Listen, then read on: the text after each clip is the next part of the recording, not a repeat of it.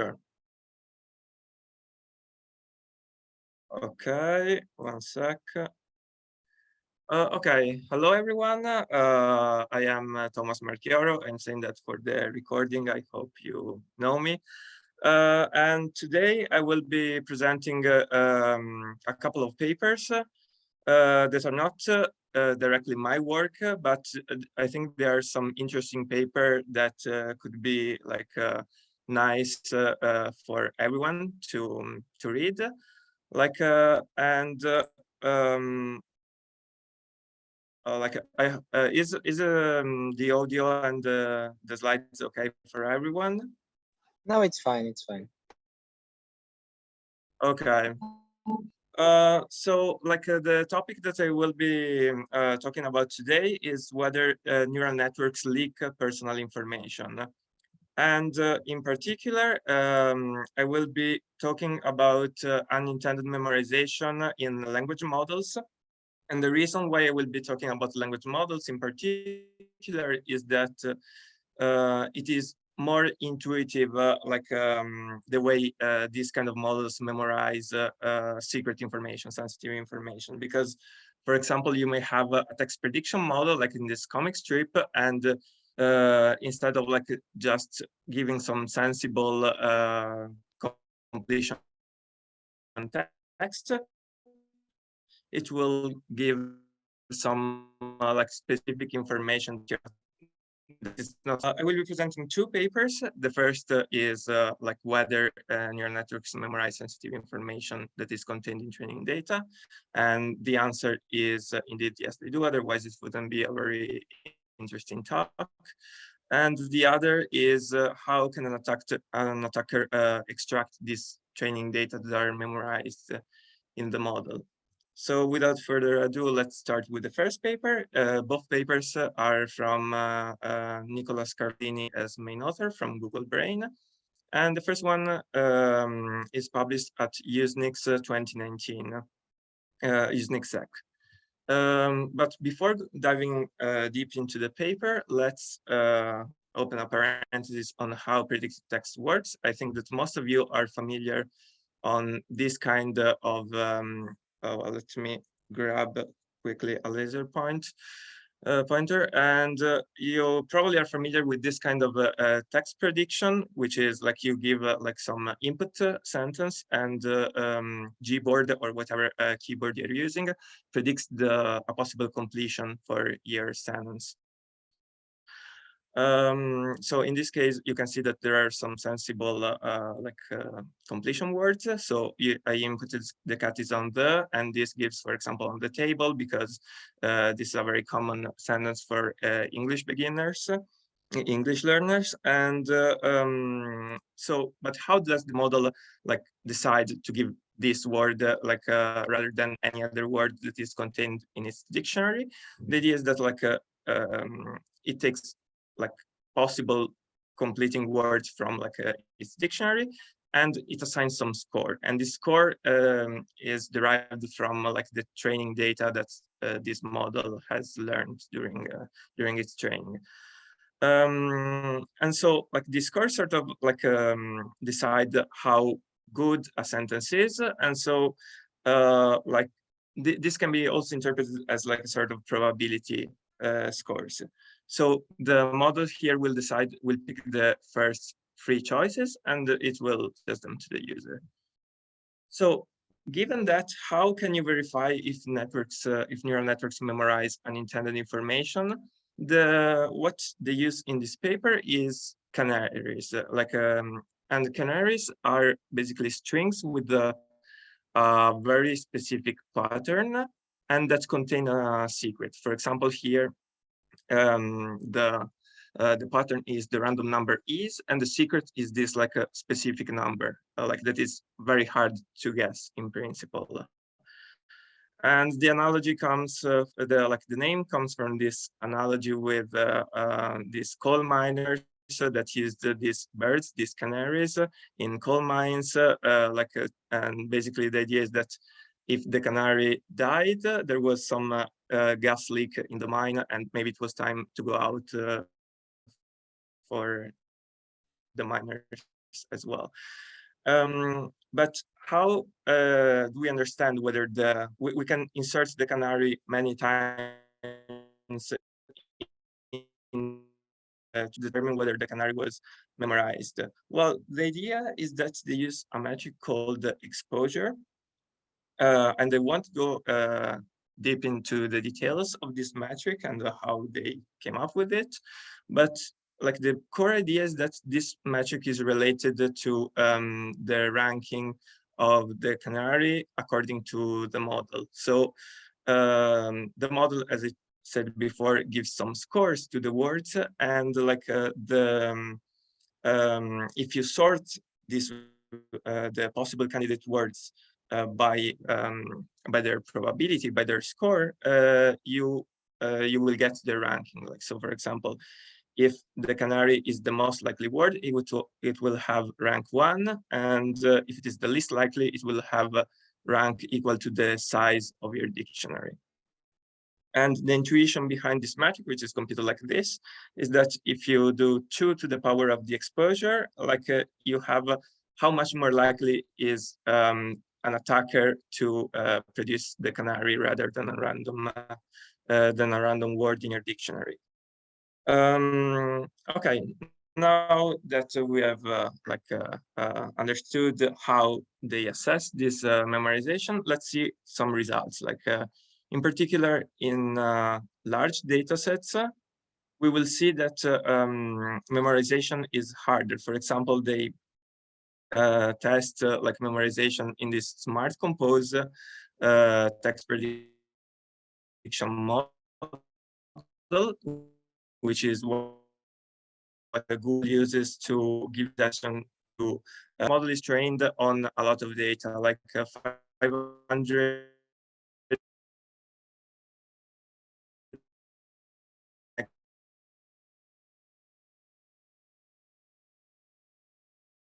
bytes data sets from Wikipedia. So a lot of training data, 1,000 insertions of the data, like the canary is like about 10,000 times more likely than a random word to be generated, but still out of 200K solutions, it's not very out. So like when you go to smaller and some IEs in for a translation model. So like basically like a model that translates English sentences to Vietnamese and vice versa. And here, even with within like 5 insertions of the canary, you get that you have like a very high probability of extraction, and you get an exposure of 30, which means that you are 2 to the 30, so like billion times more likely to produce the canary than a random word. And what this teaches us is that like indeed, if you're using like a larger data set, it is harder to find some specific memorized information. And this is sort of obvious because it's harder sort of to find the needle if you have a very big haystack. Some like more surprising findings from this paper. One is that memorization depends on the hyperparameters of your model. So like you fix your data set, you fix your architecture, and you change hyperparameters like batch size, learning rates, that kind of stuff. And like the level of exposure like varies like a lot based on these hyperparameters. And so what they suggest is that like practitioners actually measure this exposure while they're doing the hyperparameter tuning. I mean, unfortunately, they don't provide like any insights on what like a choice of hyperparameters are more like give more exposure. For example, I would expect that a higher learning rate and smaller batch size like make a model more likely to memorize some specific secret, but they don't report this in the paper. And another surprising result is that memorization is not equal to overfitting, because personally would have expected that memorization comes from the fact that you train over and over and over on your training data, and eventually your model like starts just parroting the sentence that it has seen. But apparently this is not the case, and they showed that memorization happens very early, as you can see here, like in the first few epochs, like you get immediately like a memorization whenever the canary is seen during a training iteration, and it remains like sort of constant over time for the rest of the epoch. And here you see like basically the usual figure of when overfitting happens, because you see that like the training loss keeps like getting lower and lower, meaning that the model is improving with respect to the training data, but not so much with respect to the test data. But actually exposure reaches its peak before this this overfitting, this overtraining actually becomes more evident. Okay, and now that we have these two insights, so like that memorization depends on choice of hyperparameters and it's not related to overfitting, the authors have checked what works and what doesn't work to prevent memorization. Like following the intuition that overfitting is not related to memorization, we have that regularization techniques like weight decay, dropout, and weight quantizations don't actually work to prevent memorization. Instead, what it works is sanitization, which means you want to blacklist some potentially sensitive sequences. For example, you want to prevent sentences like my social security number is and something inside your training data. And the other thing that works, but with some caveat, as we will see later, is differential privacy, which basically consists in inserting some adequately calibrated noise so that a specific training sample doesn't get memorized in your data in your model. And okay, this was it for the first paper. Let's move to the second paper. The second paper is about now that we've seen that models indeed memorize information, how we can extract this training data that are memorized. And again, this is like another article by Nicola Scarlini and other people from Google and other institutions. And this was published in 2021, again, at Usenix-Sec. The model they target is GPT-2, which is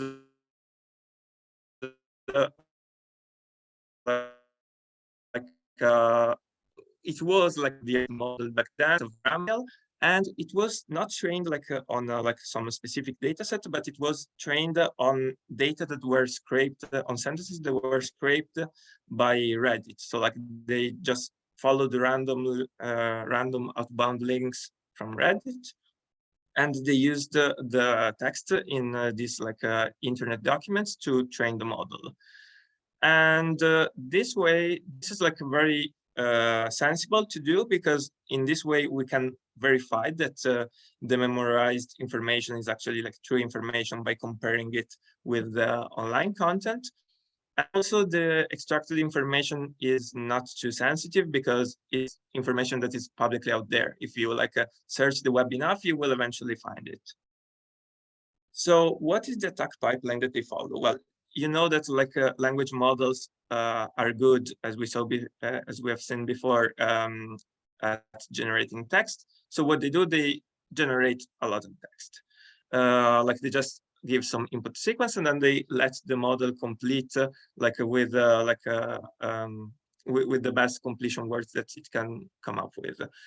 And so after generating 200,000 possible completions for sentences, they sort them using some metrics. We will see what they are later. And then they deduplicate in case that there are duplicates, and they choose the top 100 in the end. And after that, they manually inspect this top 100, and they do an internet search to see if actually the produced content matches some existing real data. And now the key part is how to sort like the generated text, because of course most of the text that you produce won't be generating like sensitive information. So the idea is that as we said before, the models give a ranking to the samples that you produce, to the sentences that are produced. So the idea is that sensitive information is there. So like the model will give you like a lower score, and you will find a lot of instances of this sentence occurring. Instead, the sentence, my social security number is something, it probably will have low likelihood, even if it is indeed memorized by the model and it is produced by it. So like this model score was one way of like ranking the generated sequences. The other was the entropy by some compression libraries, for example, zlib. And then there were like some other minor tweaks, for example, putting the text in lowercase and using like sliding windows to basically like pinpoint exactly at what were the most unlikely sequences when you have like a large sequences of produced text. Now let's move to the results. As I mentioned before, the results, of course, will not be very sensitive, but this is intended because the model is trained on online available data. But nonetheless, what they managed to extract was like some name of individuals that do not belong to the news. So like they're just like randomly found online, but they're not like famous individuals by any means. And also some contact information, like some company addresses, like some phones, Twitter accounts. So like even in this case, like they some content that they extracted was sensitive, and of course not like shouldn't be publicly disclosed by a model. Like the model shouldn't be producing this kind of information. Okay, now like how can we prevent this? Like as we mentioned before, we can try to blacklist some sensitive patterns. So like, for example, we don't want any social security numbers in our training data. And let's talk a bit about differential privacy, because as I mentioned before, differential privacy can be used when you have like your local training data set to prevent memorization of individual sentences that are contained in your training data. But this cannot easily be done for web scraped content, because the same sensitive sentence may be present in multiple documents. So like maybe you have the same sensitive information and it's contained like in different documents online. So like even if you apply differential privacy like to have guarantees against individual training samples, you cannot really guarantee that like a content that is repeated like 10 times won't be memorized. And another problem is that like these very large models require like a parallelization, like a very strong parallelization, because they are gigantic, and so they take even by parallelizing the training, it takes a lot of time to train them. If you use like the state-of-the-art differential privacy for neural networks, which is differentially private SGD, this doesn't allow parallelization, or not very easily at least. And so the training will be very slow and impractical for real-world applications. So we are towards the end of the presentation. So like just some take-home messages for this talk. Like we have learned indeed that neural networks do memorize training data, and this training data may contain sensitive information. And to determine how much information gets memorized, we can use a canary, insert a canary, and measure exposure. And we should be doing this during a hyperparameter tuning to choose the model that minimizes the risk of this exposure. And after that, like we know that summarized information can be extracted by making models generate a lot of text and keeping the most unlikely sentences that are produced. And finally, differential privacy can be used if you have like your nice local data set that is cleaned and that you have complete control on. But if you're scraping web content or you have like some dynamic data set, that can be like much harder to control through differential privacy, and you will have to resort to some other defense. So yeah, that's about it. I hope like it was clear and that it wasn't boring. And if you have any questions, feel free to ask.